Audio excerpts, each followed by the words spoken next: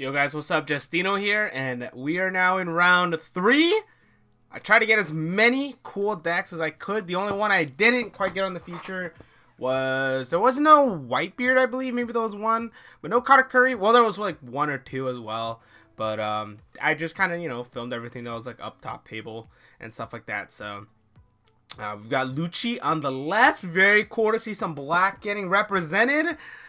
And then Ace on the right. I think we had Ace round 1 as well. But mostly I did this because I saw the Lucci. I was like, oh hell yeah, we got to get some Lucci on here. I think there was a Lucci mirror match as well at some point during this locals, which was pretty cool. Did not get to get that on camera, but Lucci just passing turn 1. And then Ace is going to go ahead and go to Dan for Izo. Also, I forgot to do this for rounds 1 and 2. Sometimes I remember, sometimes I forget. But the Lucci player did mulligan. I don't think the Ace player did, but I know that the Lucci player did. I just cut that out because we don't really need to see that. We're going to go ahead and put a Dawn under Lucci, swing for 6, and then Ace will take it. We're just going to go ahead and pass the turn. And then Ace is now on their 4-Dawn turn. We know that they have the Izo, and Lucci leaving 2 up here is probably for the Shockwave, right? There it is. Swing 5 with Ace. We're just going to go ahead and Shockwave. That's so free. Kill the Dedan. Yep. That. I mean, if he's not swinging with the Dedan that turn anyway, it's fine. But yeah. Too bad. Another Dedan. Dedan's just going to go ahead and replace Dedan. And then this one, we'll go ahead and grab a copy of Buggy. That is so nice. Now you can just go with 2 remaining Dawn, Buggy, and Izo if he wants. We are going to go ahead and do the Buggy. And Buggy will go ahead and grab Rad Beam. I don't know if I mentioned this in round 1 or not. I know I didn't mention it in my round 2 commentary, but Ace is definitely, yeah, the Buggy Izo. Ace is one of the decks I am interested in playing at the moment. I just need the alt leader. I'm kind of missing the Marcos too. Maybe I don't know. We'll see. Izo's gonna go ahead and grab a Marco. Like new set. You just kind of want to try everything out, play everything. Besides just me collecting all the alt leaders, it's kind of just like, this deck does, I kind of like how it plays. I like that you manage resources in a way that I think matter a lot, right? Like sometimes it's pretty iffy. What's the word? It is resource management, like how I'm seeing it, right? In a matchup where cards like Flame Emperor or like Jet Pistol and stuff like that are very valuable, I think it's wise to, make sure you're using it on the correct targets and stuff like that. I mean, sorry, I didn't know what the hell I was saying. We're going to go ahead and tap 4, play Kuzan, and then draw a card here. And then we're just going to go ahead and pass to Ace. See what he does here. I think he's at 8 Dawn this turn. 6? 6. I skipped the turn. Kind of liking the clear sleeves on the deck as well. I have thought about doing that before too. I'm just trying to use up all my dragon shields. You know what I mean? I did like using clears on the Dawn deck though. I really did enjoy that. I like the backing for the starter deck Dawn cards specifically. The other ones are ass. We're going to go ahead and rest 3. Let's play Fire Fist. I didn't see what we trashed there. But we are just going to go ahead and KO the Kuzan. Kuzan's always a threat. When he can -4 anything. We're going to go ahead and swing for 5 with Ace here. That's going to eat a blue no counter from the hand. And now we're going to go ahead and put 3 Dawn under Izo. Swing for 5 again. Is going to go ahead and pitch a Khalifa to counter out of that as well. So now pass back to Lucci. Lucci on 7 Dawn. I don't know like the optimal plays in Lucci. I know that they play things like Isho, Sakazuki. You're still playing black stuff. You're definitely playing like Fukuro, Borso, Kuzan, Sakazuki. You're playing Isho. I'm not quite sure like what else. You're playing all the 2Ks, of course, Shockwaves. I don't know if you're playing any new black stuff besides Isho, or like if they still play Kuzan. I don't think they play Kuzan, but yeah. Like the 10 drop. Put 1 Dawn under Lucci, swing for 6 at leader. And then Ace will choose to take... Ace always taking life, bro. Ace is like kid back then. Oh, Kaku, duh. We're going to go ahead and rest 5, play Kaku. Kaku's just going to go ahead and pop the buggy. I think he's swung 7 there, by the way, instead of 6. That's my fault. I think it's 7 because he's completely tapped out and Kaku's a 5. That was a 7 Don turn. Just popping the buggy. Get that out of there so you don't have to worry about the can't be KO'd by slash thing. That line of text can be quite bothering. Also, Lucci opted not to restand his leader. I think it'd be wise. He only has like 4 cards in hand. Trashing 2 here is kind of, I don't know. Anyway, speaking of Lucci, I think it's cool. Like, I played against this deck once. It was like I think the air door version is pretty cool. If you're a Yu-Gi-Oh player, if you're an old format player, the air door version of me feels like Reasoning Gate Turbo decks in like GOAT format, where you just kind of like, you're just dropping bodies, bro. Like, you're just, it just feels like you're going Monster Gate and you're just playing one off the top. That's what it feels like. It's so funny. And then when Lucci swings for like 15, restand 15 is like so strong out of nowhere too. Also, another deck is like, I remember shitting on Kuro. Everyone was shitting on Kuro in the beginning, right? When OP03 released. And then, I thought about playing it too. I thought about it. It seems like it'll be fun. Being able to restand your leader can be like so strong. The only, and like, I don't know, man. Green being able to rest blockers, killing blockers. I don't know, bro. Maybe it's got some potential out there. Maybe for funsies. We're going to go play a buggy, and then we're going to go ahead and grab Seaquake. And now we're going to go ahead and, I think, rest 3 for Fire Fist? I think that was Fire... Wait. Was that Fire Fist? Is Kaku only a 5? Wait, is Kaku only a 5k? I thought he was a 6k. I don't know, man. Maybe I'm confused here or something. I didn't quite see what he did. Oh, no, I'm stupid. I don't think it was Fire Fist. I think he went Crossfire. Yeah, no, it was definitely Crossfire on the Kaku and then Seaquake. I'm so stupid. Sorry. The first card he played, just like, I don't know. It looked like a Fire Fist. It looked like it was shiny. That's why. It just looked shiny. Pass to Lucci. Lucci is just going to go ahead and drop Isho immediately on 9. And just going to go ahead and immediately trash 2. Hits a... That's Fire Fist. And a Makino as well. Isho is so strong, dude. So strong. We're going to go ahead and put 6 under... Or a Dawn under our Lucci. And then swing for 6 at leader. Hand full of events. I think that's 3 events in hand. And... like Ace or something? I could be wrong here. I don't actually know. I think hitting that Makino like makes this a little tougher, right? Here you might just like pitch the Makino, sure. But now it's just kind of like, fuck, dude. Like, do you really want to pitch these 2 out of the 3 events? I don't think so. I think you take this. I think you take this and kill the Isho. Is Isho a 9k? Or is he 8-8? I don't know. I think he's got to be 8-9. 8-8 is like not great.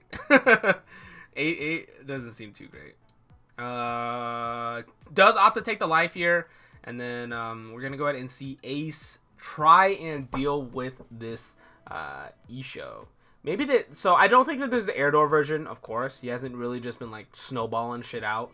But, oh, he drew Otama. That's pretty cool. You can go like Otama into Emperor. That's pretty cool. But what's it called? This version of Lucci feels pretty good. This is interesting, though. It's like 2 decks that just kind of want to, like, blow each other up, right? Like, that's kind of what it feels like so far. What? I'm trying to think of what Ace has been doing for the... I feel like Ace could have gotten a lot more pressure by swinging more with their lower cost cards. I.e., like, Buggy and Dadan, at least, because then it's only 2 Dawn commitment. I'm trying to think of, like, what they did with some of their last turns. I don't know, this Marco kind of feels iffy, but we'll see. Otama on the Isho, and then we are going to go ahead and see the Emperor to kill the Isho, get that guy out of here. Most notably, our Ace is now at 8k, and has double attack, so it is a little bit threatening here.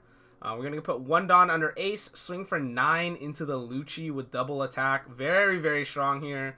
Lucci is going to go ahead and take 2 life.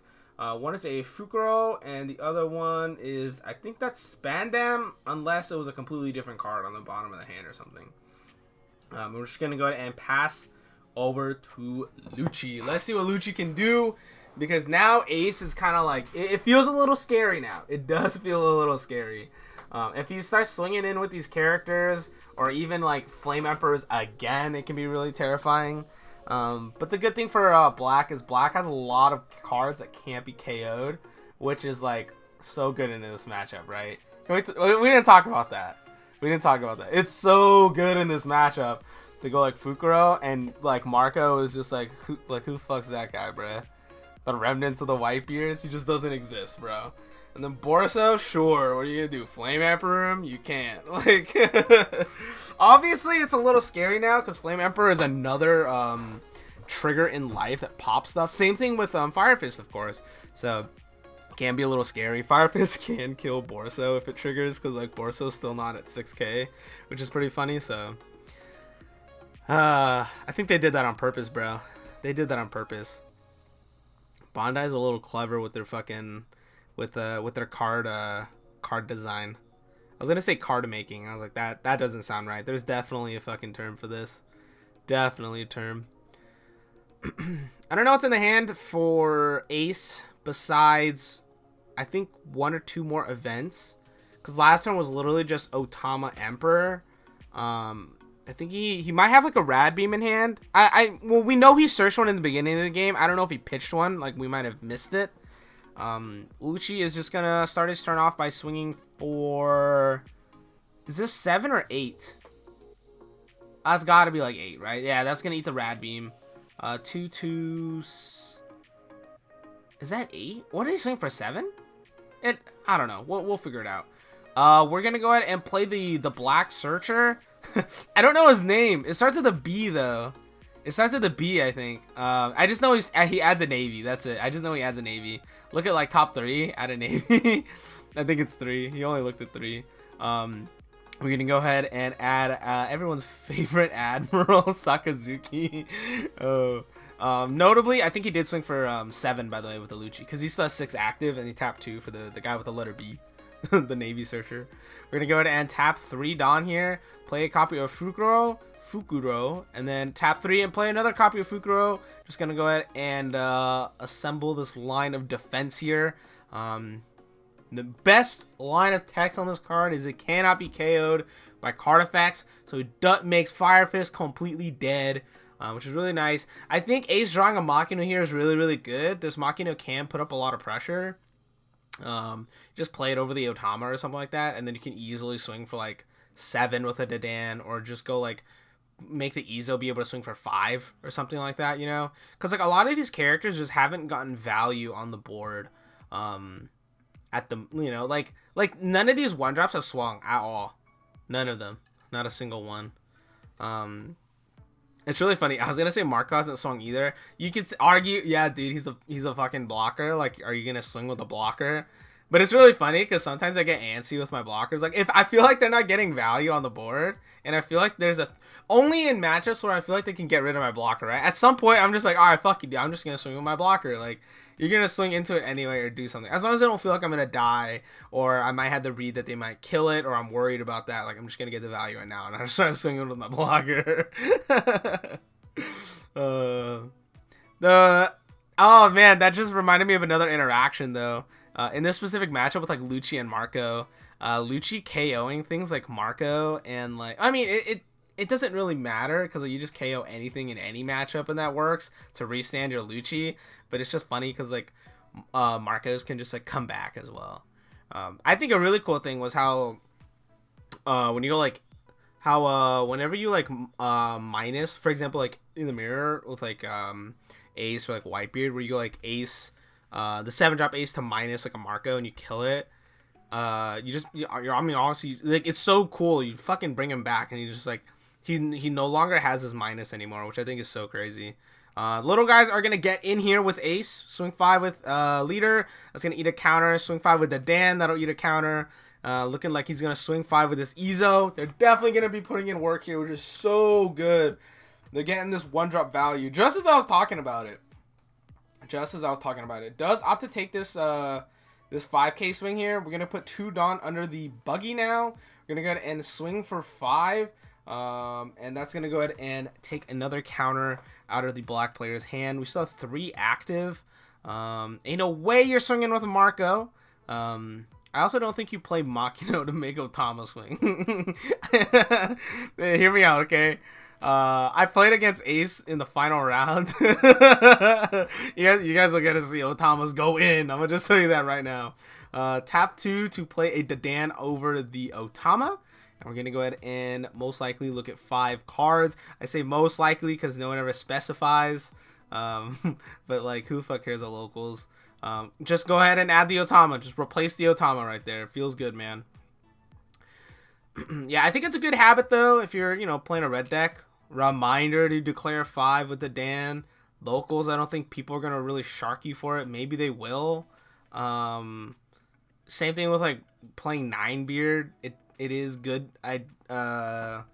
Good practice to declare your leader.